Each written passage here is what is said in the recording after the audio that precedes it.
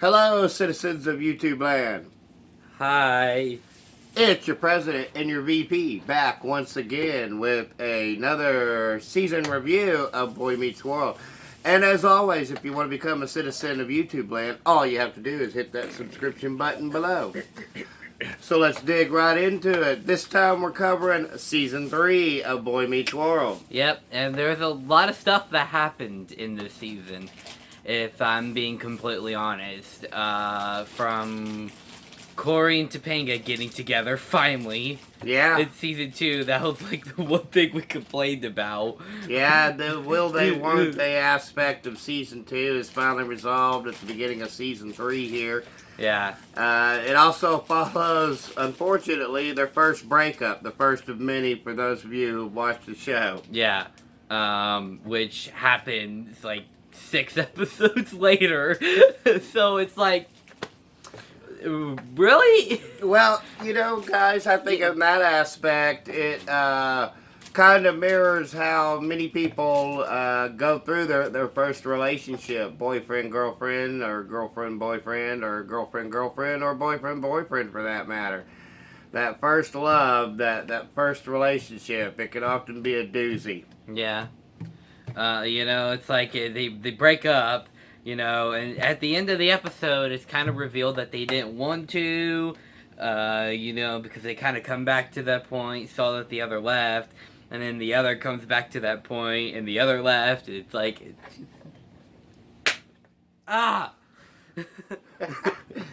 His mama just gave him a weird stare for that face palm there. I'm sorry. It's like, make up your mind. She's off in the background, guys. Yeah, she's off camera. Okay, just. Yeah, Mama, they can't really. Yeah, they don't know. Yeah, they don't know. They It's don't okay. know where she is. It's okay. We don't go over there, people. No. Anyway, Morgan came back. Yeah, Morgan had disappeared. For those of you who remember us telling you about his little sister, Corey's sister, she had disappeared about halfway through season 2, and then mysteriously came back in season 3. Different actress. They explained it as well as saying that she was that was the longest time out she ever had. It's fourth wall break. It's sort of like a there's a TV trope. It's called. It didn't exactly happen here, but it does happen often in soap operas. Soap operas, and to a certain degree, sitcoms. It's called soap opera raging age syndrome, and it's basically where they have one actress or actor that's playing a character, and then they disappear, and then they're brought back later on as a different actress or actor. It happened in Fresh Prince of Bel-Air, where you had the first Aunt Vivian and then later on a second Aunt Vivian. And it also happened in Family Matters with the disappearance of Judy Winslow, as well as the new Harriet Winslow in season 9. So they pulled a similar thing here in season 3. They also pull a similar thing in the sitcom Roseanne. Yes, they do, with the two Beckys. Yeah. So it's kind of a classic thing that happened, but at least they kind of explained it with, like, that was the longest time out that I ever had line. But they didn't explain why the actress looked so different. So we never really got that in the show. No. It also begins the true, sad, dramatic Sean Hunter storyline. His mama runs out on him and his dad, and then his dad takes off for several episodes looking for her with just guest appearances by the great Blake Clark, who is really good in the role and is really good in a lot of other things. Yeah, I agree. I really enjoyed this season. This season had a lot of moments where we're just like, that did not happen. Yeah, it had we laughed a lot. It had a lot of what we would call a breaking moment where you just kind of lose control over like the dinosaur scenario one. that happened. like the dinosaur one. Yeah, there was a lot of that this season. It was genuinely a good time for us. To sit down and watch. And then near the end of the season, Corey goes to Disney World to get back with Topanga, and of course they pull like the most soap opera thing ever by having her get back together with him because he was able to connect with the dolphin. Well, yeah, But there's more. But there's kind of like the two stories parallel. You're not truly going into complete depth there. You see, I know. The dolphin had lost her mate, so she wasn't willing to eat. That's why I said that the two stories between the dolphin and Corey kind of paralleled with each other there. Yeah, and Corey and Topanga. I mean, guys, let's face it. For those who watched it, and those who may have watched it because of us. Or we thank you. Or will watch it because of us. We thank you for that. Thank first you for of that. all. And we thank you for what little support that we have at this point.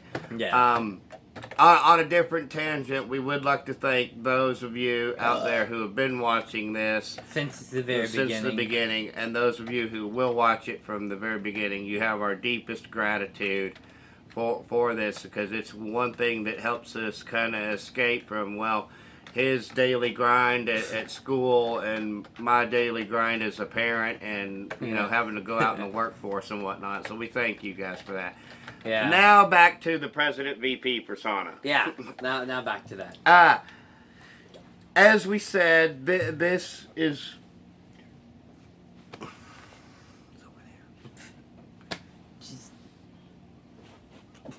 We're so sorry. We're not going to edit it out because we never do these things. We always ad lib. Hello, world. How you doing out there? Brief glimpse of Mama. Yeah. His mama, anyway. Yeah. Mama Bear. As we said, this season really captured that further transition into middle teenhood. Let's call it what it is. It's the transition into middle teenhood, and there, you know, we also get what it was like for Eric to struggle with his studies and to try his hardest to get into college. And the ending episode is one that I really want to touch upon, because it was kind of a hard one really to watch. For those of you out there who have siblings who are, you know, 3, 4, 5 years older than you, or younger than you, I should say, like I do, I can really relate to that specific point, because I was the oldest in my family and whatnot, and you get to that point where you're about to leave the house, you know, you're about to leave the house and fly on your own, so to speak, and the younger ones often feel left out when that happens, and that is what the final episode of the season truly touches upon. Yeah. Also, we should mention the Sean Hunter storyline this season, while pretty dramatic, was well done as well. It's kind of the story of the lost kid who just doesn't know where he fits in, and you know, his dad had left and went searching for his mama, and there's also the fact that they, which was a very relevant episode, getting off of the Sean Hunter storyline for a moment, but kind of sort of focusing on it, because he was always kind of seen as a bit of a bad apple, but not really. And there's this episode where they're getting ready for finals, and there's some kids that really don't want Mr. Feeney to give them the finals. So towards the very end of it, they go to get ready to vandalize the school, and have vandalized the school, in fact. But Sean had actually taken one of the lessons to heart about the First Amendment and the right to peaceably assemble, which we all have that right. But as soon as you start rioting and looting and vandalizing like they did in this episode, you kind of lose that right, and that's when it becomes a crime. And you can't go around just doing that. You know, it's a little bit relevant today, and I understand there's a lot more to it, and we won't touch upon that too much, because we don't stray into the political scene on this channel. But it's a very relevant episode in that regard. And the whole season is just really well done. As usual, it's a show that you just can't falter. Filled with life lessons and morals and values that you can take to heart. Now I've done a lot of the talking here, so I'm gonna let VP here talk more. Okay. Sorry, I had to leave. Like the maybe room. you can discuss some of your favorite episodes. And, Okay. you know, Yeah. I've kind of been rambling on here a bit. Yeah. Sorry, people. Some of my favorite episodes are some involving Sean. Actually, I think there was. Focus on the camera now. Yeah, People gotta see you. They can't see me. Yeah, but you're talking to people. Are the people over here or are they right here? They're over there. They're out in the world. Well, we're stuck here at home, okay? Some of my favorite episodes, I believe, are just some involving Sean, really. I know there's one where he's trying to get this, like, rich, classy girl, if you remember correctly, but she's afraid of his reputation. I wouldn't necessarily say that she's a rich, classy girl as much as she's, you know, a nice girl. She has class, that... Dad. Let's face facts here. She has class. Well, she does have class, but she's not the type, in the episode I get where he's coming from, she's not the type to just kiss somebody just because. And, well, she kind of does with Sean, but by that point, Corey and Topanga had broken up, so Corey, being the nice kid with the good reputation at school, he does not kiss her on the first date, whereas Sean does. And he wonders why that would happen. It's because of the fact that he has this reputation around school of kind of basically being a bit of a well, let's just face facts, Dad. No, a player. A player. Yeah, he's a player. He runs around at school, basically. And as a player, and listen, society, I think, has changed a bit. When I was in school a bit, it was kind of cool to brag about those things. And today's society, it's kind of looked down upon. You know, men or even young boys, for that matter, have had lots of girlfriends or lots of relationships. From the classy girl's perspective, it's kind of like, well, what's wrong with him? You know, that he has to go through so many of them. And the same can be flipped on a lady or a young girl. You know, why do they have so many boyfriends or so many relationships and so many dates? Yeah. Why can't they hold it together? And that's kind of where that episode was coming from. Yeah. Another one was when Corey goes back. He dreams he goes back to 1957. Yeah, that's a fun one. When Sputnik was launched, which is a Russian satellite, the first satellite to be launched into space. And that one's honestly funny because there's just a bunch of jokes that come back later on into the episode that just made me laugh, like when his parents come and they're Russian spies. Well, that is a bit of a throwback to the communist scare, you know, the Red Scare.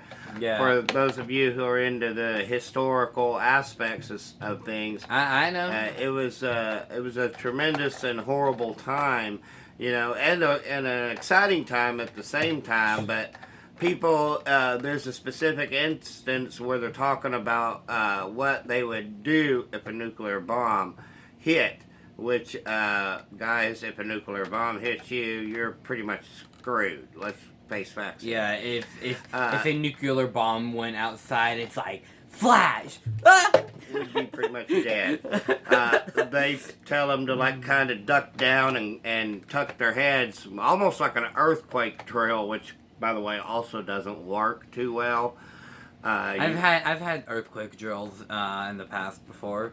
Unless your desk and stuff is like nailed down to the floor, it's not going to help. But it is pretty relevant even today because there's such a sense of paranoia all the time about the government and spies, and the cycle just continues on and on and on. Yeah. And we won't get too much into that because, as I said earlier, this is not political. We're giving our thoughts and opinions here on the Boy Meets World show. Yeah. And But- as always, I think that this was a really, really great season, and the acting was top notch. The scripts that they came up with for these actors and actresses to act out for our viewing pleasure were pretty top notch. Yeah. And it continues the evolution of this young kid who's growing up and going through going into adulthood. Now, son, because I know you'll mention it again, what were like maybe some of the books that they covered in this season that you felt like they shouldn't have been doing? Nothing, really. Oh, you felt like it was more appropriate this time around. Yeah. Well, yeah, in the last 2 seasons he had talked about that they shouldn't have been covering what they were covering. But there's also the episode where they talk about the news media and how things can get a little corrupted, especially when you're trying to dig up a story. And sometimes you just really shouldn't put your nose where it doesn't belong. And that was kind of the gist of that one. Yeah. So, Dad, what's your final star rating? I think my final star rating for this one will be another 5 out of 5 on this one. Next season's going to be really fun too. Because There's gonna- one episode we're in going to have particular. the cult episode next season. Yes! Mama doesn't know what we're talking about, Dad. No, I don't think she's really I don't seen think that she's seen one. that episode. But she's Wait, looking at us yeah, like, yeah, we have. She's like, I've seen the episode. what's your final rating for this one? 5 out of 5 as well. And as always, because we always do these with every single video, if you think that season 3 is the worst No. season of the show and where it really started to lose its focus and its value as a TV show, well, that's your opinion, and we're all entitled to it. And just remember that our opinions don't matter. We are just 2 idiots with a cell phone camera. Again, our opinions don't matter, except they actually do, except they actually don't. Show. And as always, we'll see you next time. The next video will be back to back this coming Wednesday, where we'll be doing Spider-Man 2 and 3 for the season finale. This one's the greatest one, by the way. Okay, so we'll get to it. This one is. We'll get to it. Okay. We'll get to it. Stop. Okay. We're gonna do those, and then we're gonna be gearing up for the Hallmark movie December month. called Hallcember. So as always, guys, remember this first and foremost, that we always say this too: peace and love from Denny and Son, and we'll see you next time. Bye.